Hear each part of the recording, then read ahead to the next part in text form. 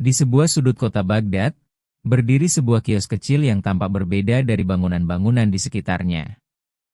Dari luar, kios itu terlihat biasa saja. Papan kayu yang mulai pudar, tirai lusuh menutupi bagian dalamnya.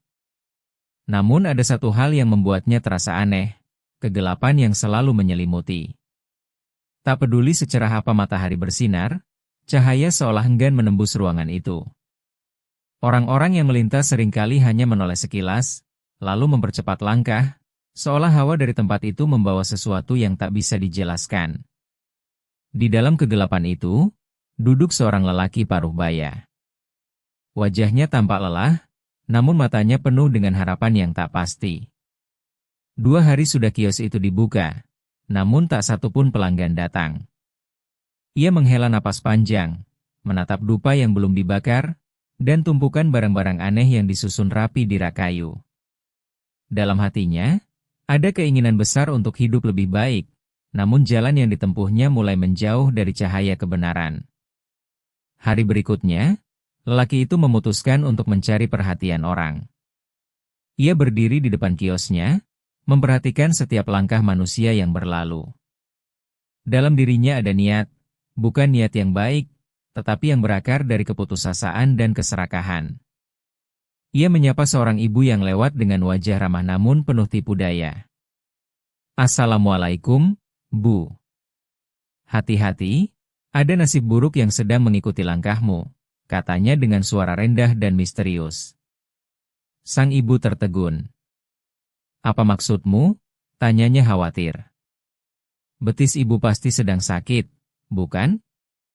Itu tanda awalnya. Mata sang ibu membesar. "Bagaimana kau bisa tahu?" Lelaki itu tersenyum kecil, mencoba terlihat bijak. "Karena hamba diberi kemampuan untuk membaca takdir manusia." Kata-kata itu, yang diucapkan tanpa dasar, mampu menembus rasa takut orang lain. Sang ibu akhirnya mengikuti lelaki itu masuk ke dalam kios. Ia menatap suasana gelap yang diselimuti bau dupa, sementara lelaki itu sibuk dengan alat-alat ramalannya. Ia berbicara seolah tahu rahasia alam semesta, padahal hanya menebak dan menipu.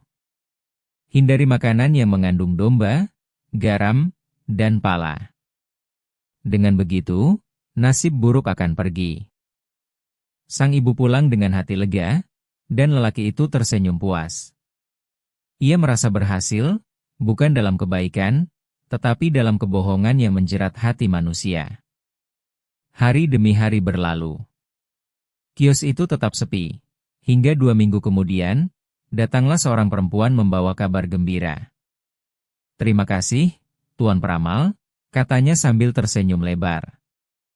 "Sejak mengikuti nasihatmu, betisku sembuh. Aku pun tak lagi tertimpa kesialan." Kabar itu menyebar cepat seperti angin. Dari satu telinga ke telinga lainnya, nama lelaki itu mulai dikenal. Orang-orang datang silih berganti, berharap mendapatkan keberuntungan, menghindari nasib buruk, atau sekadar mencari penghiburan dari kecemasan hidup. Kios itu pun berubah menjadi tempat ramai. Setiap hari orang datang membawa berbagai pertanyaan tentang jodoh, rezeki, kesembuhan, dan nasib. Mereka percaya, karena manusia memang mudah terperangkap oleh harapan yang dibungkus keajaiban. Setiap malam, setelah semua pelanggan pulang, lelaki itu duduk sendirian menghitung uang hasil ramalannya. Hatinya dipenuhi kepuasan duniawi, tapi jiwanya semakin hampa. Dalam diam, ia berkata dalam hatinya, "Dengan cara ini, aku bisa hidup makmur." Namun ia tak menyadari bahwa keberkahan tidak datang dari tipu daya. Ada kalimat bijak yang sering luput dari ingatan manusia, kekayaan yang diperoleh dari kebohongan tidak akan memberi ketenangan, hanya akan menambah beban dalam hati. Rezeki yang datang dengan cara yang salah ibarat air asin, semakin diminum, semakin haus rasanya. Malam itu, lelaki itu menatap dupa yang menyala. Wangi harumnya memenuhi ruangan, namun di balik itu ada kesenangan yang menipu. Ia meyakini bahwa semua asap itu mampu memikat pelanggan, padahal sebenarnya yang terikat adalah hatinya sendiri, oleh keserakahan yang semakin mengeras. Hari-hari berikutnya, pelanggan datang silih berganti. Ada yang menangis, ada yang tertawa, ada pula yang membawa hadiah sebagai tanda terima kasih. Kios itu tak pernah sepi. Namun semakin banyak manusia datang, semakin jauh pula lelaki itu dari jalan yang benar. Sampai akhirnya, datanglah seorang laki-laki dengan wajah marah dan suara lantang. "Kembalikan uangku, wahai penipu," teriaknya dari depan kios. Orang-orang berhenti dan memperhatikan. "Kau berkata aku akan menikah dengan wanita idamanku, tapi ternyata dia justru menikah dengan orang lain." Lelaki peramal itu berusaha tenang.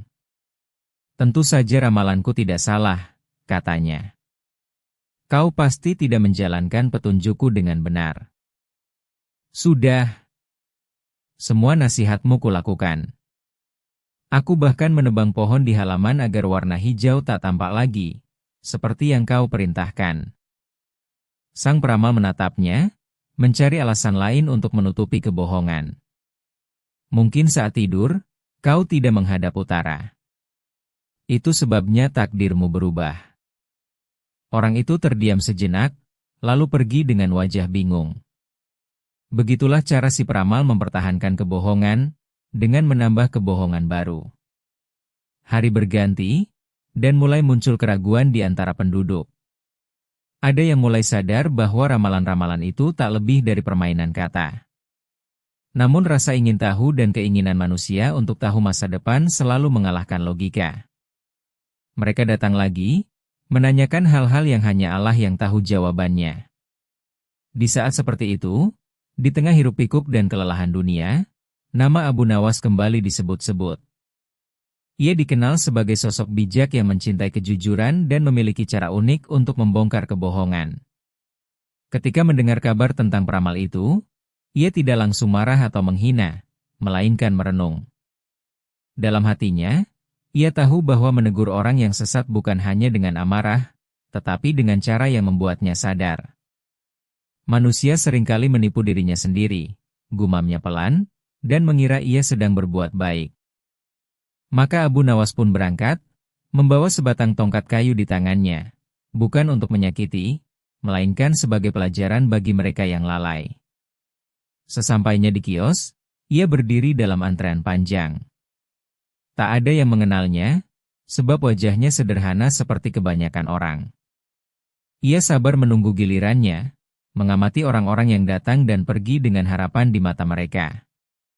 Ia tahu, yang datang bukan hanya mencari ramalan, tapi juga mencari ketenangan batin, sesuatu yang sebenarnya hanya bisa ditemukan dalam keikhlasan kepada Allah. Ketika gilirannya tiba, Abu Nawas melangkah masuk. Bau dupa langsung menyengat, dan kegelapan menyambut langkahnya. "Mengapa di sini begitu gelap?" tanyanya pelan. "Karena kegelapan menajamkan mata batin," jawab sang peramal dengan nada yakin. "Begitukah?" Abu Nawas menatap sekeliling, seolah menimbang sesuatu. "Boleh bertanya satu hal?" "Tentu. Tanyakan apa saja." "Apakah seorang peramal sehebat dirimu juga bisa membaca masa depannya sendiri?" Pertanyaan itu membuat lelaki itu menegakkan punggungnya, ingin tanpa percaya diri. "Tentu saja bisa. Tak ada yang tersembunyi dari penglihatanku." Abu Nawas tersenyum tipis. Dalam keheningan yang hanya diisi aroma dupa, tangan tuanya mengangkat tongkat. Tanpa peringatan, tongkat itu mendarat ringan di lengan sang peramal. Lelaki itu berteriak kaget. "Apa yang kau lakukan?" Abu Nawas menatapnya tenang. "Bukankah engkau bisa meramal masa depan? Mengapa tak tahu kalau ini akan terjadi?" Kata-kata itu sederhana, namun bagaikan petir yang membelah kebohongan. Lelaki itu terdiam, mencari alasan. "Aku tahu, tapi aku sengaja membiarkannya." "Begitukah?"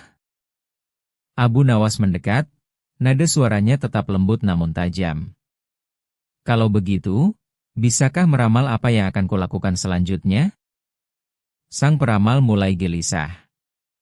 Orang-orang di luar kios mendengar keributan dan mulai berkerumun. Beberapa berlari keluar, mengira akan terjadi perkelahian. Namun yang terjadi bukanlah kekerasan, melainkan kebenaran yang mulai menyingkap tirai kebohongan. Abu Nawas menatap semua benda di kios itu. Dupa, botol ramuan, jimat, dan berbagai peralatan dusta. Ia pun mengayunkan tongkatnya, bukan ke tubuh si peramal, tetapi ke benda-benda itu, menghancurkan simbol kebohongan satu persatu. Kaca pecah, asap mengepul, dan aroma dupa perlahan menghilang. Engkau tak bisa meramal masa depanmu sendiri, ucap Abu Nawas tenang. Namun engkau berani bermain dengan nasib orang lain. Tidakkah kau takut kepada Tuhan yang Maha Mengetahui segala sesuatu? Lelaki itu tak menjawab. Wajahnya pucat, tangannya gemetar. Untuk pertama kalinya, ia merasakan takut, bukan kepada manusia, tapi kepada sesuatu yang lebih besar dari dirinya. Namun rasa takut itu belum cukup untuk membuatnya jujur.